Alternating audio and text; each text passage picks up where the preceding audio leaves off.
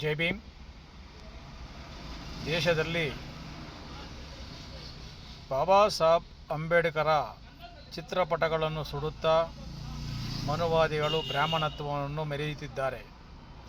ಆದರೆ ದೇಶವನ್ನಾಳುವ ಮನುವಾದಿಗಳು ಯಾರೂ ಒಂದು ಉತ್ತರವೂ ಕೊಡುತ್ತಿಲ್ಲ. ಆದರೆ BJP ಸರ್ಕಾರ ನಾವು ಬಾಬಾ ಸಾಹೇಬ್ ಅಂಬೇಡ್ಕರ್ ಸಂವಿಧಾನವನ್ನು ಉಳಿಸುತ್ತೇವೆ ಎಂದು ಮಾತನಾಡುವಂಥ BJP ಸರ್ಕಾರ ಮನುವಾದಿಗಳು ರಾಜಾರೋಷವಾಗಿ ರಸ್ತೆಗಳಲ್ಲಿ ಬಾಬಾ ಸಾಹೇಬ್ ಅಂಬೇಡ್ಕರ ಚಿತ್ರಪಟಗಳನ್ನು ಸುಡುತ್ತಿದ್ದಾರೆ. ಆದರೆ ಈ ಸರ್ಕಾರ ಏನು ಮಾಡುತ್ತಿದೆ? ಇದು ಈಗ ಅರ್ಥವಾಗುತ್ತಿದೆ ಮನುವಾದಿ ಸರ್ಕಾರವೆಂದು. ಶೋಷಿತ ಸಮಾಜದ ಬಂಧುಗಳು ಇದರ ಬಗ್ಗೆ ಎಚ್ಚೆತ್ತುಕೊಳ್ಳಬೇಕು. ಓಟು ಹಾಕುವಾಗ ಎಂಡ ಸಾರಾಯಿ ಹಣಕ್ಕೆ ಓಟನ್ನು ಮಾರಿಕೊಳ್ಳದೆ ಸ್ವಾಭಿಮಾನದಿಂದ ಓಟನ್ನು ಹಾಕಿ ಸಂವಿಧಾನವನ್ನು ಉಳಿಸಬೇಕು. ಹಾಗೂ ಕರ್ನಾಟಕದಲ್ಲಿ ವಲಸಿಗರ ನೆಲೆಸಿರುವಂಥ ಕೋಗಿಲೆ ಕ್ರಾಸಿನಲ್ಲಿ ಸ್ಥಳವನ್ನು ಸರ್ಕಾರ ಒತ್ತುವರಿ ಮಾಡಿಕೊಂಡು ಈಗ ಅವರಿಗೆ ಕಟ್ಟಿರುವಂಥ ಮನೆಗಳನ್ನು ಕೊಡುತ್ತೇವೆ ಎಂದು ಭರವಸೆ ಕೊಡುತ್ತಿದ್ದಾರೆ. ಆದರೆ ಈ ರಾಜ್ಯದ ಕನ್ನಡಿಗರು, ದಲಿತರು, ಶೋಷಿತ ಸಮಾಜದ ಬಂಧುಗಳು ಎಷ್ಟೋ ಜನ ಮನೆಗಳಿಲ್ಲದೆ ಮರ ಗಿಡದ ಕೆಳಗೆ ವಾಸ ಮಾಡುತ್ತಿದ್ದಾರೆ. ಅಂಥವರಿಗೆ ಇಲ್ಲಿಯ ತನಕ ಒಂದು ಮನೆಯೂ ಕೊಟ್ಟಿಲ್ಲ. ಹಾಗೂ ಶೋಷಿತ ಸಮಾಜದ ಮನೆಗಳನ್ನು ತೆರವು ಮಾಡಿ ಅವರು ಬೀದಿ ಪಾಲಾದರೂ ಆ ದಲಿತರಿಗೆ ಇಲ್ಲಿಯವರ ತನಕ ಸರ್ಕಾರಗಳು ಯಾವುದೇ ಪರಿಹಾರ ಕೊಟ್ಟಿಲ್ಲ.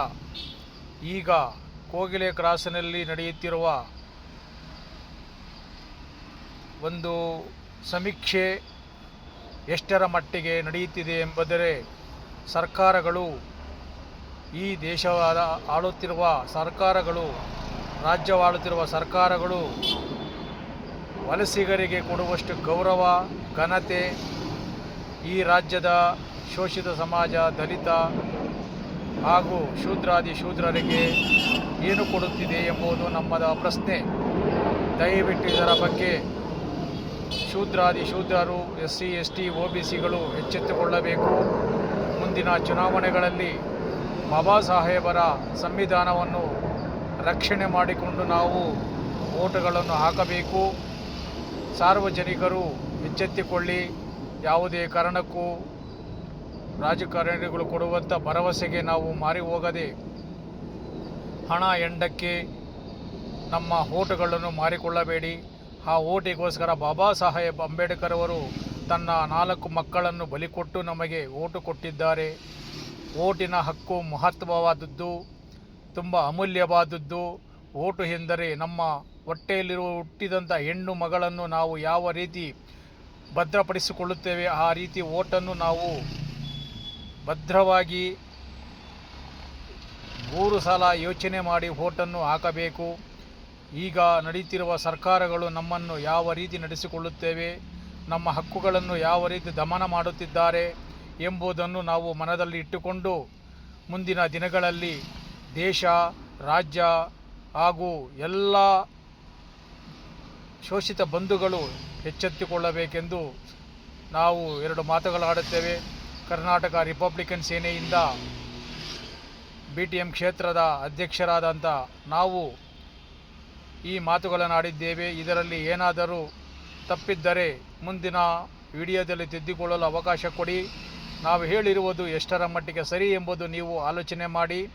ಬಾಬಾ ಸಾಹೇಬರನ್ನು ನಾವು ರಕ್ಷಿಸಿಕೊಳ್ಳದಿದ್ದರೆ, ಅವರ ಕೊಟ್ಟಂಥ ಸಂವಿಧಾನವನ್ನು ರಕ್ಷಿಸಿಕೊಳ್ಳದಿದ್ದರೆ ಮುಂದಿನ ದಿನಗಳಲ್ಲಿ ಈ ಮನುವಾದಿಗಳು ಬ್ರಾಹ್ಮಣತ್ವವನ್ನು ನಮ್ಮ ಮೇಲೆ ಏರಿ ಮತ್ತೆ ನಾವು ಗುಲಾಮಗಿರಿಗೆ ಹೋಗಿ 100 ವರ್ಷ ಹಿಂದೆ ಹೋಗಿ ನಾವು ಮನಸ್ಮೃತಿಯಲ್ಲಿ ಬದುಕಬೇಕಾಗುತ್ತದೆ. ಹೆಣ್ಣು ಮಕ್ಕಳಿಗೆ ಸ್ವತಂತ್ರವಿಲ್ಲದೆ ಹೆಣ್ಣು ಮಕ್ಕಳು ಗುಲಾಮರಾಗಿ ಬದುಕಬೇಕಾಗುತ್ತದೆ. ಏಕೆಂದರೆ ಈಗಿನ ಸಮಾಜ ಮನಸ್ಮೃತಿಯನ್ನು ಓದಬೇಕು. ಮನಸ್ಮೃತಿಯಲ್ಲಿ ಇರುವಂಥ ಏಳು ಬೀಳುಗಳ ಅವಹೇಳನ ವಾಕ್ಯಗಳನ್ನು ನಾವು ಅರ್ಥ ಮಾಡಿಕೊಳ್ಳಬೇಕು. ಬಾಬಾ ಸಾಹೇಬರು ಈ ದೇಶದ ರಾಜ್ಯದ ಸರ್ವರಿಗೂ ಸಮಾನವಾದ ಹಕ್ಕು ಕೊಟ್ಟಿದ್ದಾರೆ. ಅದನ್ನು ನಾವು ಅರಿತುಕೊಂಡು ಸಂವಿಧಾನವನ್ನು ಉಳಿಸಿಕೊಳ್ಳೋಣ. ಜೈ ಭೀಮ್, ಜೈ ಬುದ್ಧಾಯ, ಜೈ ಬಸವಣ್ಣ, ಜೈ ಜೈ ಭೀಮ್.